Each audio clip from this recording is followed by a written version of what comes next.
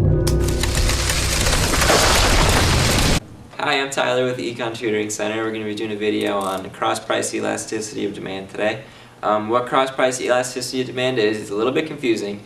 It's when price changes of one good, it's how that price change influences the demand of another good. And like income elasticity, a change of a related good is it's a determinant of demand. So unlike price elasticity, we're not just moving along the curve and seeing how it changes, we're actually moving the curve, the demand curve, and seeing how that affects quantity demanded.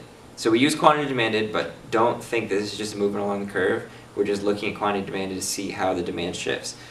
Kind of confusing, but I hope that made sense. So how we notate this is E, elasticity, between A and B. That's what I'm going to call these two goods. They might be something different, I and J. You can notate them however you want. I'm going to use A and B because it's a little bit clearer.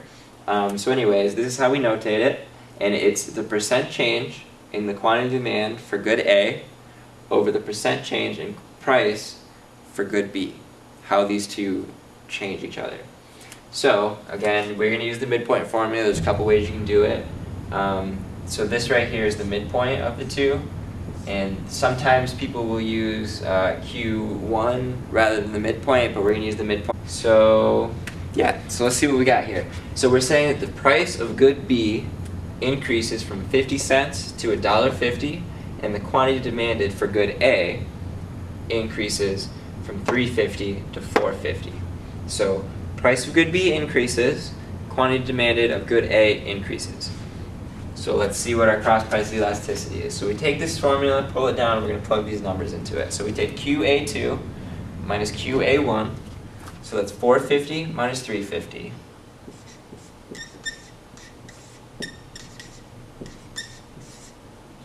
All over QA1 plus QA2 divided by 2, the midpoint of these two. So QA1 plus QA2.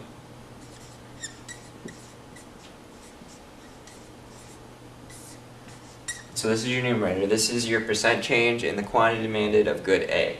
So now we're going to do the same thing for price of good B. So price B2 minus price B1, so that's 1.5 minus 0.5.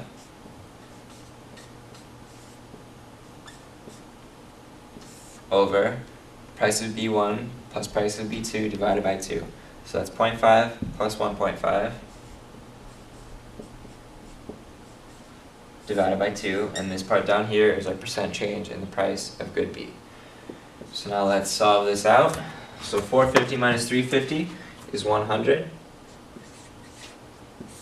Over 350 plus 450 is 800 divided by 2 is 400. So again, this is a percent change in quantity demanded. It's going to be 1 over 4, but we'll handle that later. 1.5 divided by 0.5 is 1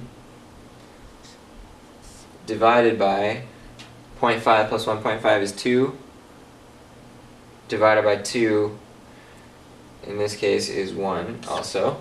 So we get 1 over 4 because we can cancel out this hundredths. So 1 over 4 over 1.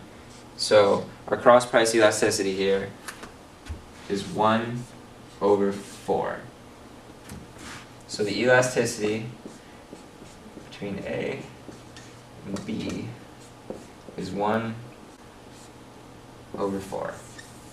So it's positive, and what that means is that these two goods are substitutes, meaning that as the price of one increases, the people are substituting to good A in this case. So the price of good B increases, they're substituting to good A and buying more of it. So whenever elasticity, cross-price elasticity is positive, it means they're substitutes, meaning that they are, think about like coffee and tea. So if the price of coffee goes up, people will probably buy more tea because they both have caffeine. Anyways, they're somewhat like goods. Otherwise, when cross-price elasticity is negative, they're called complements, and that means that they're related goods. So think of something like hot dog buns and hot dogs. So if the price of hot dog buns go up a whole lot and people buy less hot dogs, they're also going to buy less hot dog buns. So that's what happens when there is a negative elasticity or cross-price elasticity. And unlike price elasticity, we don't care whether this is anything to do with one. We don't care whether it's unit elastic. elastic or inelastic. All that we care about, like in income, is if it's positive or negative. So if it's positive, it's a substitute. If it's negative, they're complements. So I hope that makes sense, understanding cross-price elasticity a little better. If you have any questions, leave a comment below.